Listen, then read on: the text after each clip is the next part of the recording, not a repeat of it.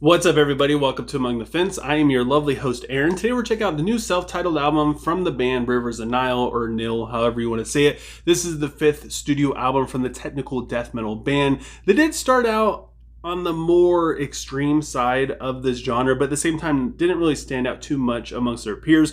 Their debut album, The Conscious Seed of Light, was also the first of their tetralogy series that's based on the 4 seasons. This one being spring it's pretty rough around the edges. The raw grittiness is part of its charm, though, something that I really enjoy from this album. Jake's vocals are barely in front of the 2 guitars, and everything just kind of blends together. Their sophomore record, Monarchy, did a really good job at cleaning this up, and it also represents summer within this series. It has a lot of my favorite tracks from this band, such as Perpetual Growth Machine, Ancestral, and also the title track.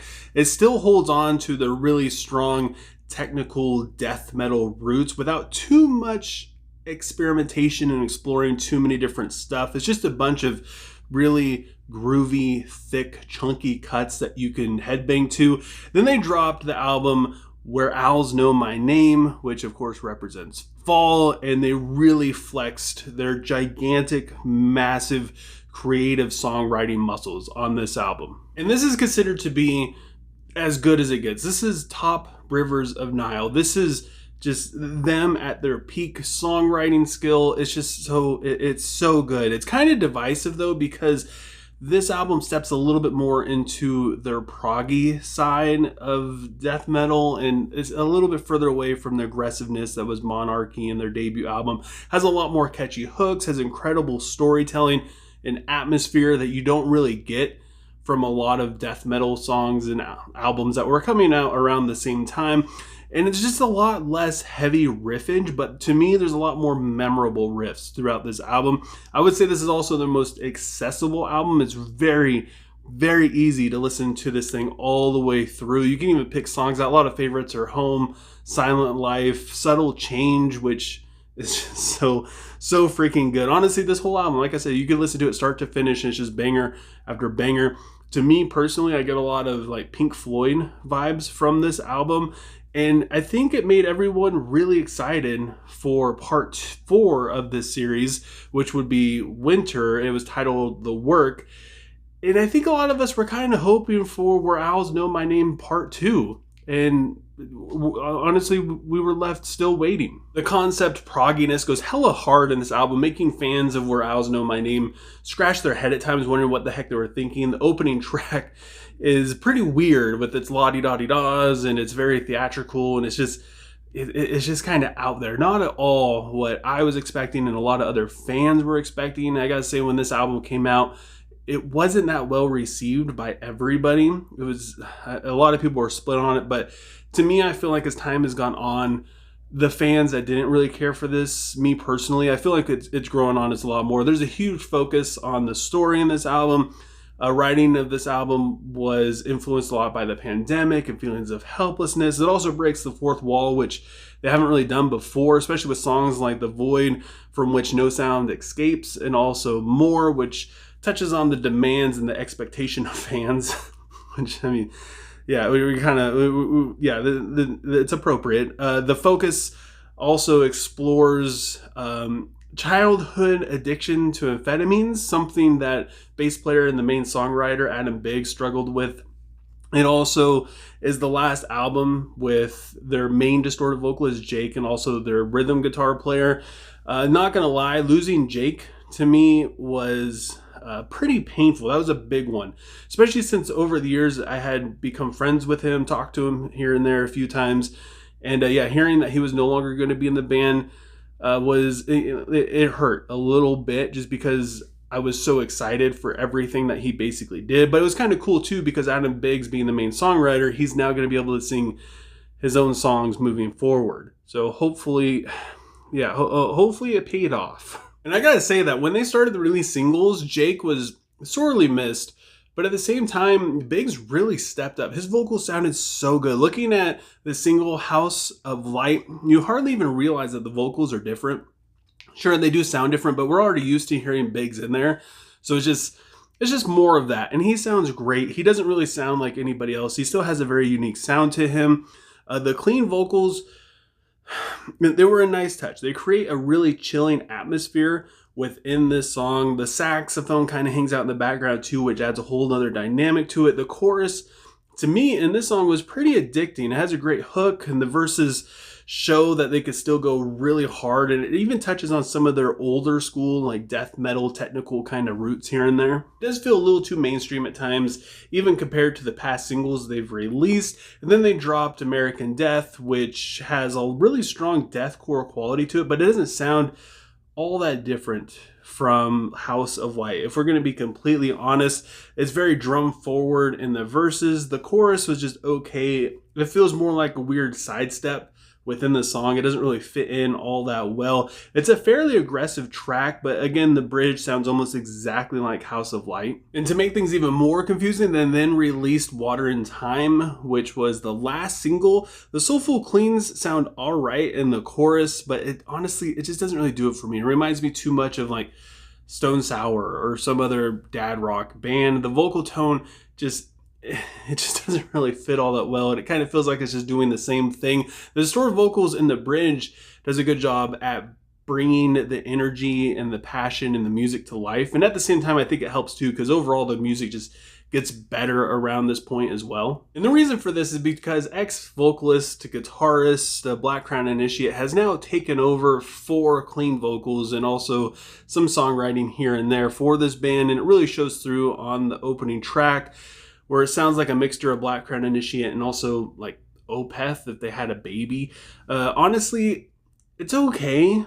It definitely feels repetitive due to how long the chorus is and just how many times it's being repeated. The cleans remind me way too much of Ghost due to the harmonies. It just, I don't know. Moving on to Dustman though, things do get a little bit better. The drums and the growls take me back to earlier Rivers of Nihil stuff, such as songs like The Silent Life, specifically within the chorus.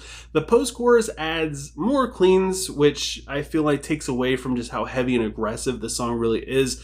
The vocal tone makes us feel more theatrical, so it feels a little out of place. And again, the repetition is very overwhelming. Things get better once again though as we move into the song Criminal, which to me I feel like has a little bit more creativity pumped into it. The vocals and the drums are absolutely unhinged in the verse, and the cleans in the chorus to me sound pretty good, especially with the blast beats. Once the lead riff joins in before the bridge, things start to get absolutely nasty. I just wish they were a little bit more proggy with their choruses, just the way they sound, the repetition of them.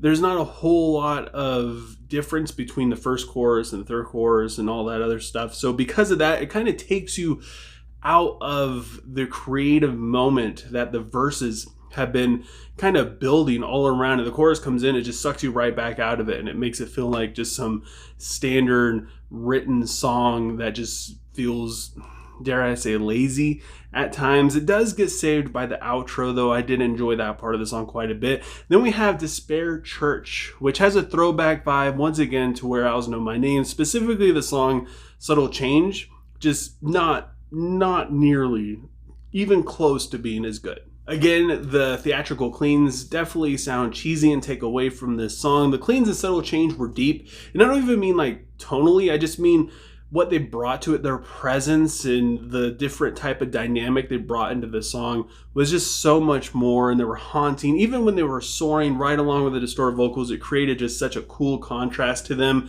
The drums sound great. The riffs are fantastic. The silly vocalization within the song in the bridge just sounds really weird, especially with the saxophone. It made it a really tough track for me to finish. There are definitely more promising songs though in this album, such as Evidence, which is just pure chaos. I actually enjoyed this one quite a bit. The first minute of this song is basically just a build up to one of the nastiest riffs on this entire record. The cleans and the verses actually sound really good, and they do add a lot to the maniacal snarls going along right with them. The sneaky guitar solo was brilliant as well, but again, the same sounding chorus with the same sounding cleans and blast beats has worn out its welcome at this point. The punkish outro was so good though. It's very notable. Every time I listen to this song, I was ready for it. Then we have the song The Logical End, which has the best use of the distorted vocals with its whispers, and the clean vocals, man, they just do the same thing over and over and over again. And by this point in the album, getting to the end of it, you're just you already know what to expect from them. The chorus is going to come in, do the same exact thing, and it's really ruining it. I enjoyed the lyrics quite a bit, though. They're surprisingly uplifting. They kind of remind me of Dream Theater at times, specifically their series on the 12 Steps. The saxophone really has its moment in the spotlight in the song, which it's taken this long in the album for it to really stand out. And the lead guitar joins in, which sounds really good. Despite my complaints, this is probably my favorite song on this album, which brings us to the closing track, which is the title track, which is also the name of the band, Rivers of Nihil. I don't know, it's kind of a weird thing. It's an okay song. It's a decent closer for this album. It does a good job at closing up the themes and all this other stuff on the record. The last half of this is easily the heaviest moment on the album. It just starts off, the clean vocals just make it not sound very promising, but once you get to the end, it all works out. All this album did is make me realize how much I miss their old members, from the cool riffs that were written and played to Jake's vocals and the two different distorted vocals playing with each other and the different cleans that were coming in. They just sounded so good. The clean vocals in this album feel very lazy and very monotonous. They just do the same thing over and over again 80% of the time. There's slight differences here and there in certain songs, but because of that, their creative charm and kind of quirkiness that was found even on The Work, which is a very weird album, is pretty much completely gone. And the hard-hitting aggressiveness and the atmospheric jams that were found on Where Owls Know My Name, and it's just, it just falls short in this LP. It feels very generic, very uninspired. It's a pretty big letdown. And again, like, the clean vocals, they could be improved upon, but because they do the same thing every single time, it makes it feel like all the songs are the same and all the choruses are the same, which really takes away from the really good juicy moments that are found in the verses and the bridges and other instruments and stuff. And it just, yeah, every time it comes around, you find yourself rolling your eyes saying this again. And because of that, I gotta give the self-titled album from Rivers of Nihil a 6.1 out of 10. But I want to know what you guys think. I have a feeling that I was pretty generous with that score. Some people are probably gonna love this album, but I don't know, it might be divisive or polar. I have no idea. Leave a comment below letting me know what you thought of Rivers of Nihil's self-titled album. Let me know what you rate it and what your favorite song is.